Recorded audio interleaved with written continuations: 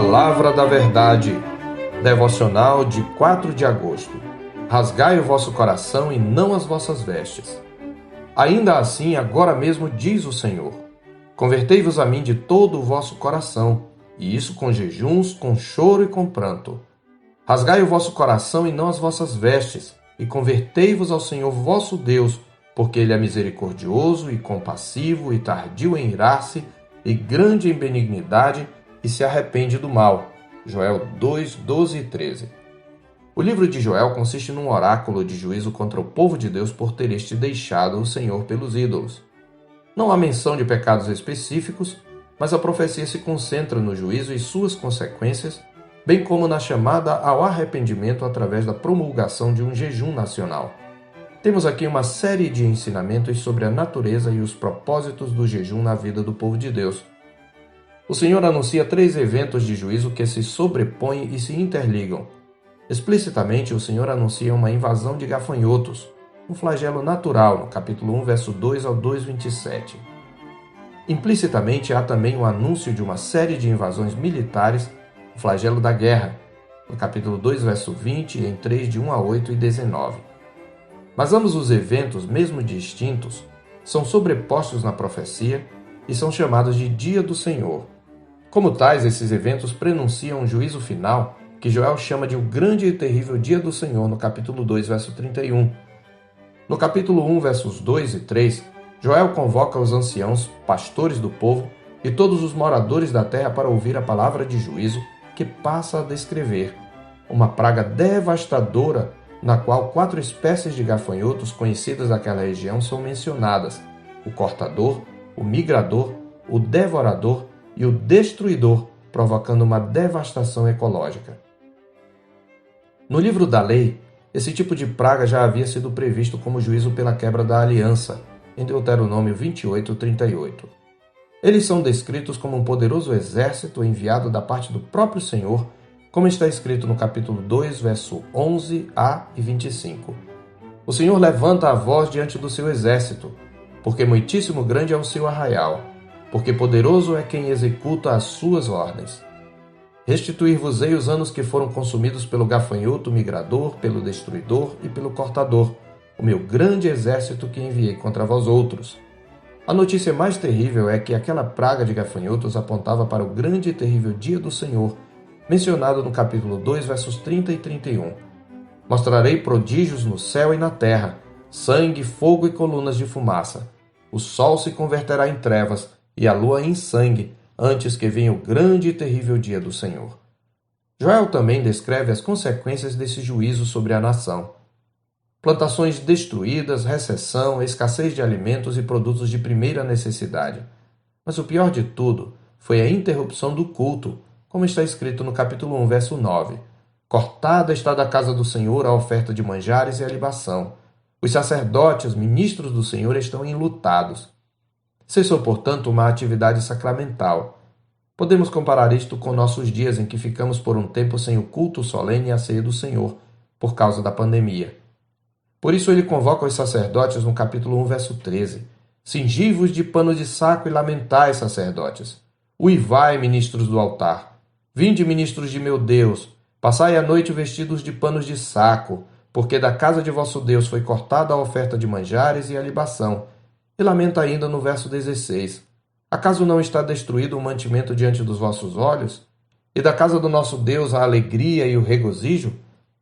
Não é demais reforçar, no entanto, que os gafanhotos eram um exército convocado pelo próprio Senhor.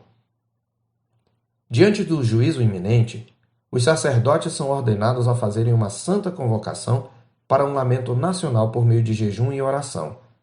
O propósito claro é expressar arrependimento e clamar por misericórdia para que o nome de Deus seja glorificado. O jejum devia expressar um sincero arrependimento e não um mero ritual. Por isso o Senhor adverte por boca de seu profeta: rasgai o vosso coração e não as vossas vestes, e convertei-vos ao Senhor vosso Deus. Capítulo 2, verso 13a. Rasgar as vestes era expressão de comoção ou desespero pela expectativa do juízo do Senhor, mas tinha se tornado um rito vazio e teatral. 2 verdades devem ser ressaltadas. Primeiro, a base da esperança na resposta não era o rito de jejum em si, mas o caráter do Senhor, misericordioso e compassivo e tardio em irar-se, e grande em benignidade, e que se arrepende do mal. Uma descrição dos atributos de Deus revelados a Moisés em Êxodo 34:6. Segundo, o conteúdo da oração foi determinado pelo próprio Deus, e não ao bel prazer dos crentes. Observe o capítulo 2, verso 17. Chorem os sacerdotes, ministros do Senhor, entre o pórtico e o altar, e orem. Poupa o teu povo, ó Senhor, e não entregues a tua herança ao opróbrio, para que as nações façam escárnio dele. Porque hão de dizer entre os povos, onde está o seu Deus? Observe também que a preocupação era com a glória de Deus, pois o nome de Deus era blasfemado entre os gentios por causa deles. Diante da obediência do povo à convocação, o profeta anuncia a resposta do Senhor no capítulo 2, 18 ao 3, 21. Falando resumidamente na sequência dos eventos, Deus promete primeiro a restauração da nação dos efeitos produzidos pela praga dos gafanhotos, no capítulo 2, 18 ao 27. Em segundo lugar, temos a grande promessa do futuro derramamento do Espírito, no capítulo 2, de 28 a 32. Em terceiro lugar, temos a promessa da felicidade da Sião futura, profetizada nos termos do contexto histórico de Joel, mas referindo-se à eterna bem-aventurança dos justos, no capítulo 3, de 18 a 21. Por fim, destacamos a promessa de que todo o que invocar o nome do Senhor será salvo, no capítulo 2, verso 32. Que lições podemos extrair da profecia? Em primeiro lugar, devemos reconhecer que as calamidades são atos de juízo e misericórdia de Deus. Juízo porque são sanções divinas sobre uma terra amaldiçoada por causa do pecado e se constituem punição aos homens por suas iniquidades e blasfêmias, em antecipação ao juízo vindouro que elas prenunciam. Misericórdia porque muitos são poupados e outros tantos quebrantados por meio delas, voltando-se para Cristo. Em segundo lugar, devemos reconhecer que todo aquele que invocar o nome do Senhor será salvo do juízo vindouro. Essa promessa se cumpre em Cristo. Pedro a citou ao anunciar o cumprimento da profecia do derramamento do Espírito sobre a Igreja no dia de Pentecostes em Atos 2. Diante da multidão compungida, o apóstolo exorta no verso 38: Arrependei-vos e cada um de vós seja batizado em nome de Jesus Cristo para a remissão dos vossos pecados e recebereis o dom do Espírito Santo. Paulo também admoesta em Romanos 10, de 9 a 13. Se com a tua boca confessares Jesus como Senhor, e em teu coração creres que Deus o ressuscitou dentre os mortos, serás salvo. Porque com o coração se crê para a justiça, e com a boca se confessa a respeito da salvação. Porquanto a Escritura diz: todo aquele que nele crê não será confundido, pois não há distinção entre o judeu e grego, uma vez que o mesmo é o Senhor de todos, rico para com todos os que o invocam, porque todo aquele que invocar o nome do Senhor será salvo. Em terceiro lugar, devemos reconhecer que o jejum solene, quando convocado, é uma atividade pública. Como tal, não se aplica neste contexto a advertência de Jesus em Mateus 6, 16 a 18, onde o Senhor exorta a praticar o jejum particular em secreto, pois ali se trata da devoção particular.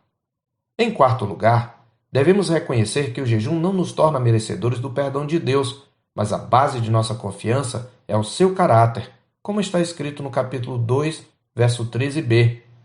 Podemos esperar resposta ao nosso jejum somente porque ele é misericordioso e compassivo e tardio em irar-se e grande em benignidade e se arrepende do mal.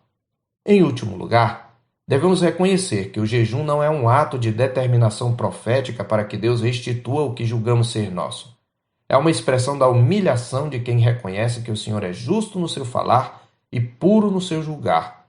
Também não é dirigido contra os flagelos ou contra os inimigos, mas contra o pecado que domina o próprio coração de quem ora. Rasgai o vosso coração e não as vossas vestes, e convertei-vos ao Senhor vosso Deus, diz o Senhor. Eu sou o pastor Marcos Augusto, pastor da Terceira Igreja Presbiteriana de Boa Vista, em Roraima. Tenha um bom dia na paz do Senhor Jesus.